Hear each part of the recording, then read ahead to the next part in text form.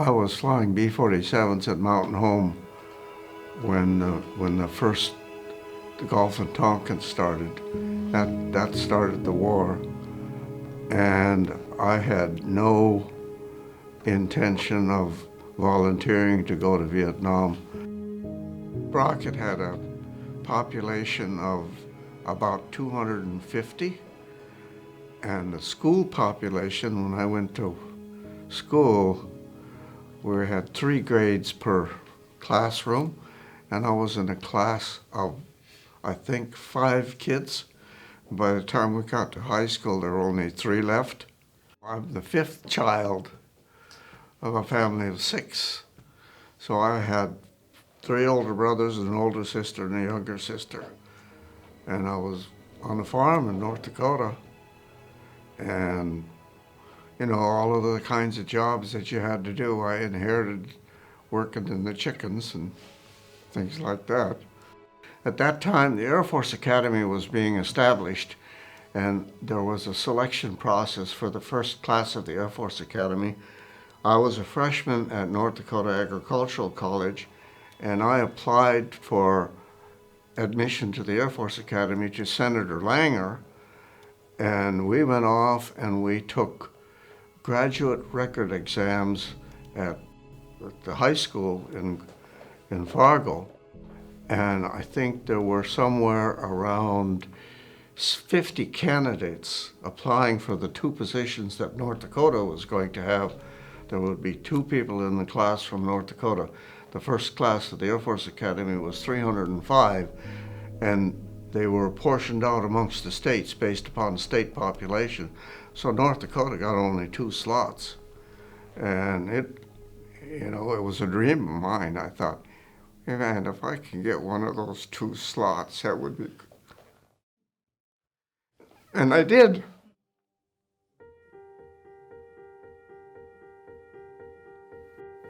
I wanted to fly.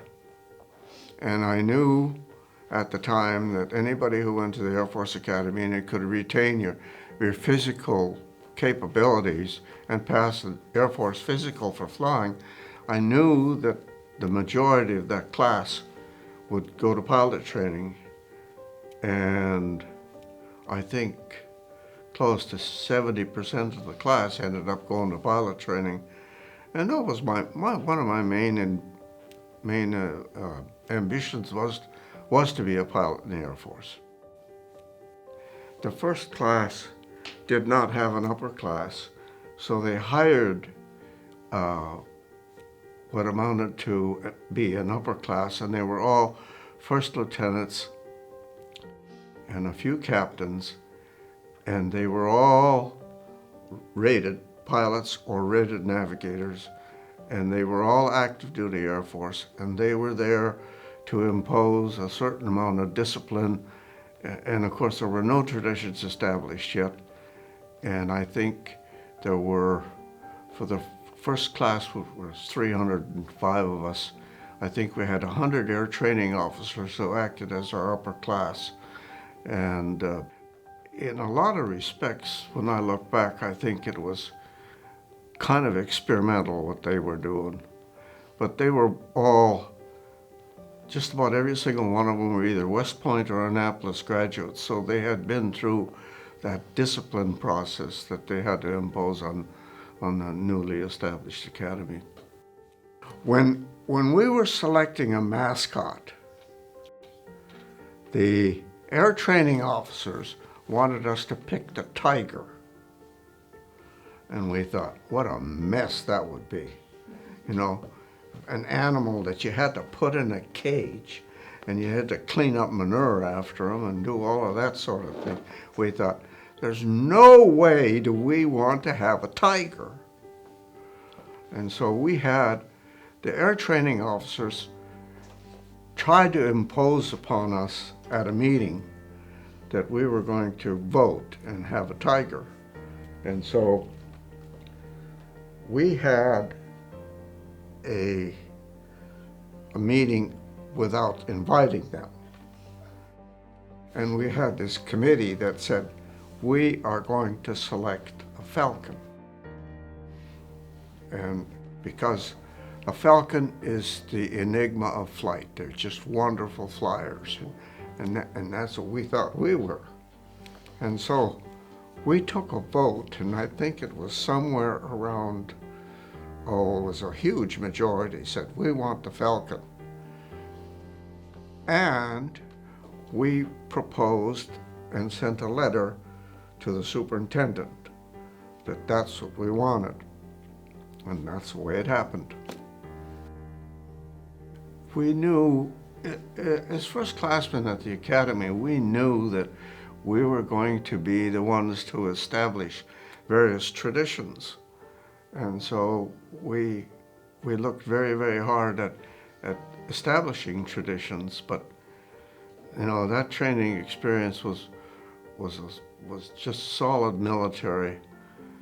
And by the time we were there in our junior year, the air training officers were no longer supervising us, and so we became upperclassmen with the first classman initiative when we were juniors.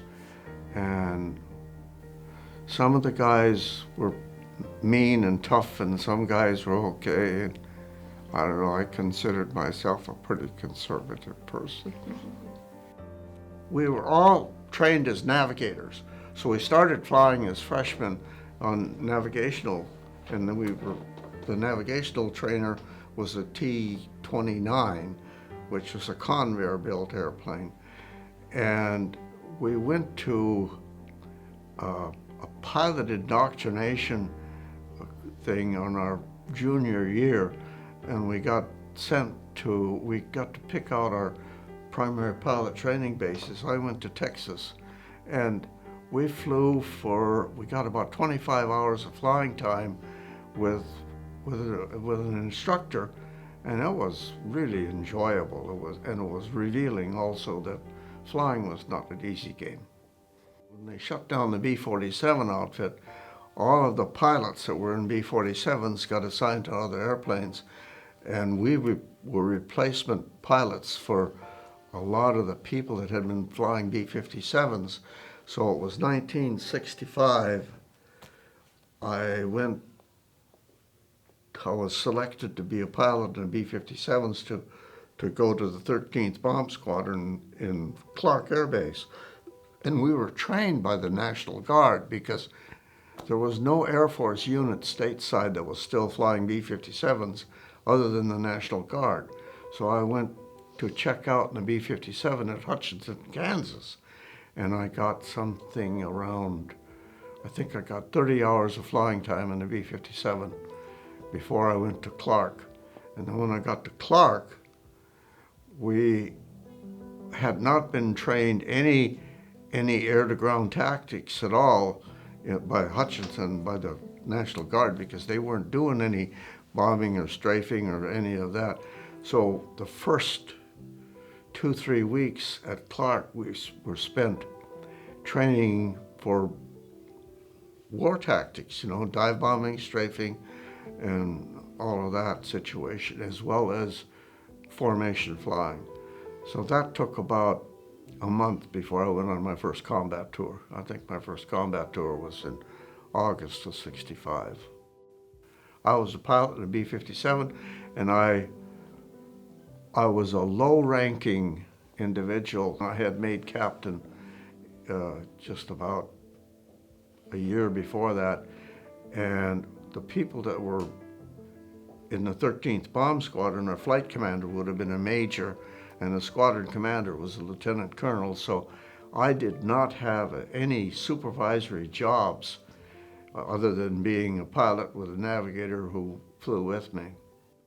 The main thing that we were doing is that we were flying close air support for the ground troops, and so anytime we went on a combat sortie, well, all of our combat sorties, we were directed by a forward air controller we called FACS, and they were flying light airplanes. They were flying like L-19s and smaller airplanes, and they were close in, and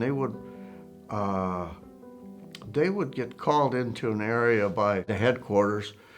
Maybe there would be some sort of an enemy position that needed to be taken out, and they would fly into that and they would mark it, and we would dive bomb it and strafe it. We flew 2-ship formations primarily. We very seldom flew a 4-ship formation, but if we had a 4-ship formation, the FAC really had a lot of work to do to direct 4 airplanes, because the B-57 carried a pretty decent bomb load, 10,000 pounds of bombs, and I think 13,000 was the max load, and we carried some napalm. The squadron that I was in, we flew 24 sorties a day, and you would start out on the first day, you would be flying day sorties. You'd start out early in the morning. The first day, the second day, you'd be later on in the day. The third day, you'd be later on in the day. The fourth day, you'd be late afternoon, and then you'd get a day off, and then the next day was night missions. And the night missions were single sorties where we went way north. We went across the DMZ. We flew underneath flare ships, and those were hairy missions. We never faced an enemy that was flying, air-to-air combat of any kind, but there was a lot of ground fire on most of the areas that we flew, and I don't remember how many airplanes we lost, but I think maybe about 10%.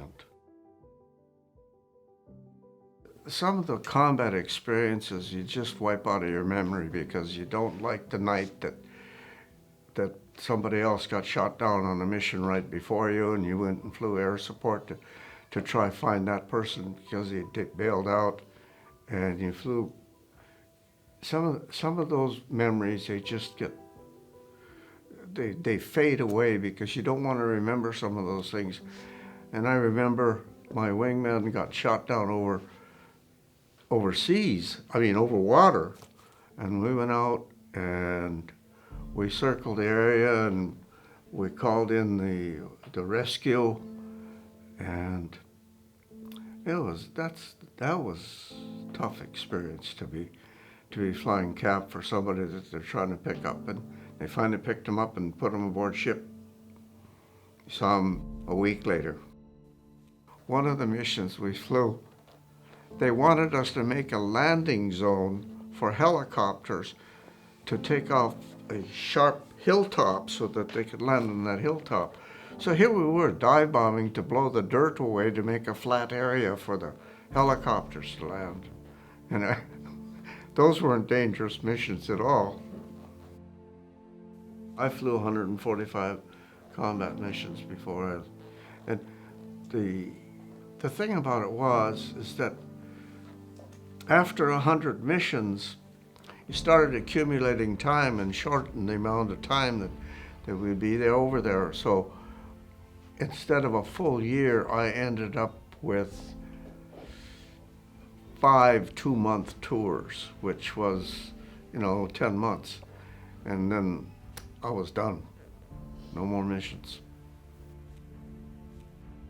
Well, the night missions were really hazardous. Let's put it that way. The day missions we didn't think the day missions were as dangerous as they were. Once you got back on the ground and you recalled what you did that day, and you trade stories with the other people that were other missions, you realized that we were doing some pretty hazardous things with the airplane that we were flying, because we were not a fast mover, we were a slow moving aircraft. The night missions were pretty, some of them were pretty hazardous, and you would just be on pins and needles to complete the mission and get back on the ground. But I don't know, at that time, the number of people, the friends that we lost, you made sure that you stayed as safe as you could. When I got my assignment to Vietnam, this is a story. I did not want to leave Mountain Home my assignment was for March, to leave in March or April, and I went and told another co-pilot that I, that I did not want to go at that time, and he said, I want to get out of here. So we traded reporting dates. His name was Russ Hunter, and he never made it back. He got shot down and taken prisoner. And so you think back upon, what would have happened to me if I'd have gone over there earlier, I don't know. But I traded assignments, and I reported to Hutchinson, Kansas 3 months later than my original assignment. And so you think back on some of the decisions that you made and some of the trades that you made, and you wonder, was this plotting, or what was it,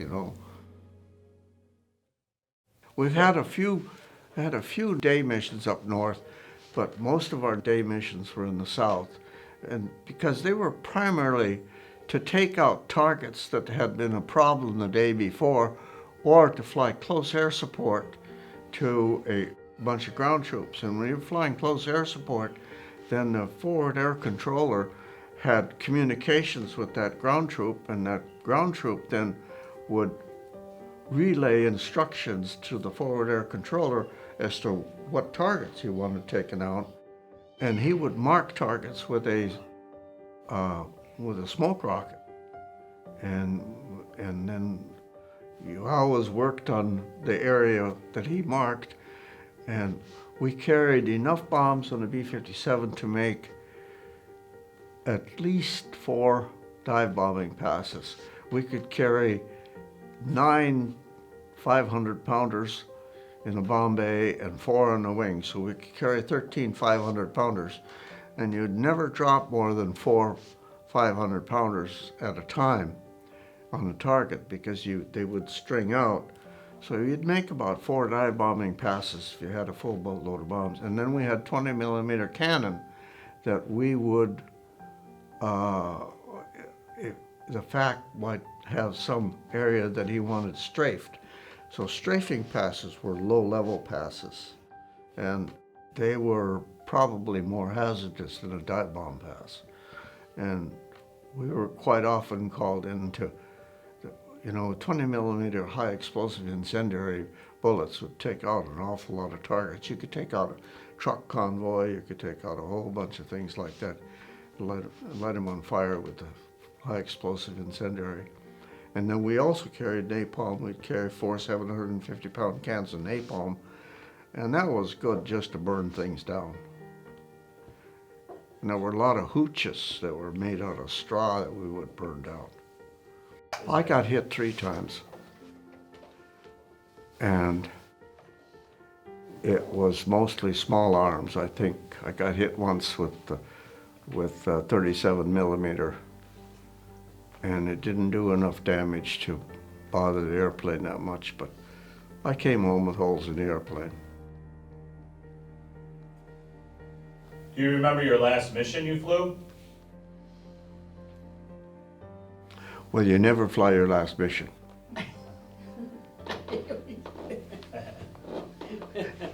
That's a terrible thought, to say. You go out there and this is the comment that was made by most all of us when we're going out and flying, and you say, "What was you doing tonight?" "Well, I'm not flying my last mission." And that terminology was verboten, so to speak. It was a pretty warm group of people. We supported each other all of the time. There were 3 pilots that I was co-pilots with at Mountain Home, and one of them was Russ Hunter, who got killed. We would go to the club together, and we'd have lunch, and we maybe had a couple of drinks together, and then you'd hit the sack because you had a flight early in the morning. So the camaraderie was pretty close, in that you traded information about what the other person might have discovered on his most recent combat mission, and as to the kinds of flight envelope you had to fly to make sure that you didn't get shot down. What is it like to fly? Oh, it's like driving a four-wheel drive tractor at 400 knots. You know, that's one of the things that flying is a great experience as long as nothing breaks. The first time something breaks, you have to make some pretty tremendous decisions. I know one of my worst experiences was flying the B-52. We went on a low-level route up over Canada, and the fuel management process was you never fed the drop tanks, which were 20,000 pounds of fuel each, until you started climb out. You left the drop tanks on the wing so that the stresses throughout the aircraft were even. And on my climb out with the drop tanks, I turned the drop tanks on,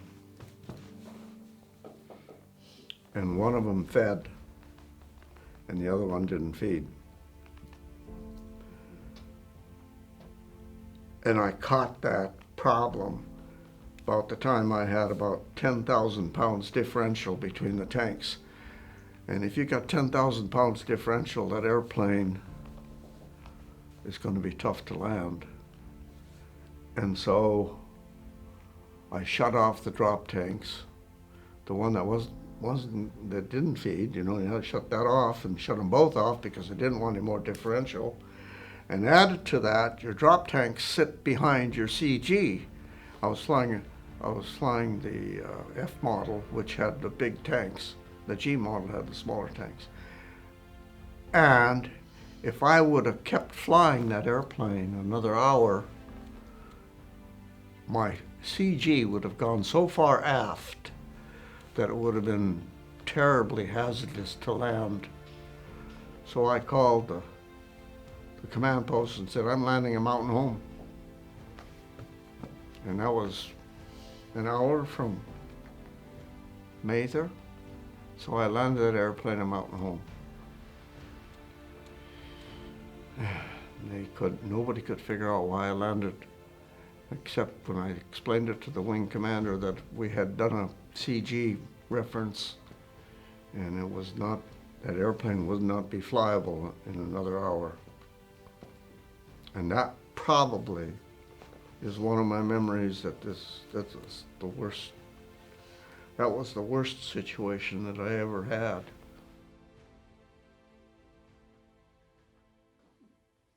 So I know both of your sons were went to the Air Force Academy. What were your thoughts or feelings about that?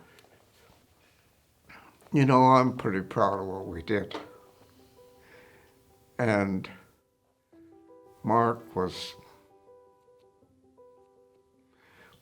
pretty involved in things like that, and he was highly motivated to go to the academy. And Jeffrey, he was motivated too. He wanted to be a flyer also. I made the claim that I was the first graduate to have two sons, enter the Air Force Academy and graduate. And they both did. And I have never seen that claim written down anyplace. And I don't know of anybody in my class that had more than one child enter. So I was kind of proud of that, and I kind of think that both Mark and Jeff were pretty proud of their experience. It's always been a very pleasant experience for me to go to a class reunion. And the first class reunion, some of us traded war stories, but most of the class reunions nowadays are trading family experiences. And we're probably more dedicated to what we've done for our families than we are of our military service. We have a reunion in September. So the 13th Bomb Squadron, I've stayed in contact with them ever since I got home. And we still have enough of us left. So I think this might be our last reunion, but we've had a reunion every year. Every year we've met someplace, and I've gone to most every one of them, and you see the people that you flew with, you know.